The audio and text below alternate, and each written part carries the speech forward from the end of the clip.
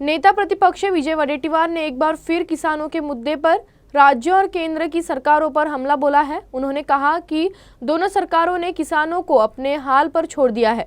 विदर्भ में कपास, प्याज और सोयाबीन किसान गलत नीतियों का खामियाजा भुगत रहे हैं। रविवार को वडेट्टीवार नागपुर में बोल रहे थे।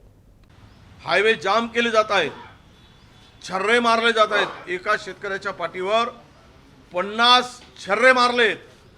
इतका निर्दयी, निर्घुण आणि अत्याचारी सरकार देशाच्या इतिहासामध्ये पहिल्यांदा आम्ही पाहतो। या अन्नदात्याचे श्राप लागतील तर हे नालायक सरकार या देशात संपून गेल्याशिवाय राहणार नाही, जमिनीत पुरल्याशिवाय राहणार नाही। इतक्या प्रकारचं निर्दयी काम या सरकारकडून आता होताना दिसत आहे। शेतकरी हक्कासाठी रस्त्यावर उतरत असताना त्याला तुम्ही रस्त्यावर अडवताय, त्यांच्यावर तुम्ही गोळ्यांचा वर्षाव करताय, छर्रे मारले जातात, रस्त्यावर खिळे ठोकले जातात।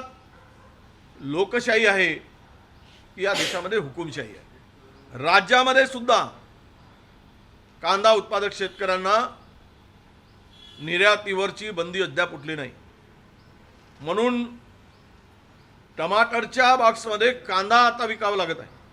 ही परिस्थिती शेतकऱ्याच्या का टमाटर दाखवून त्या बॉक्समध्ये कांदा निर्यात केला जात आहे।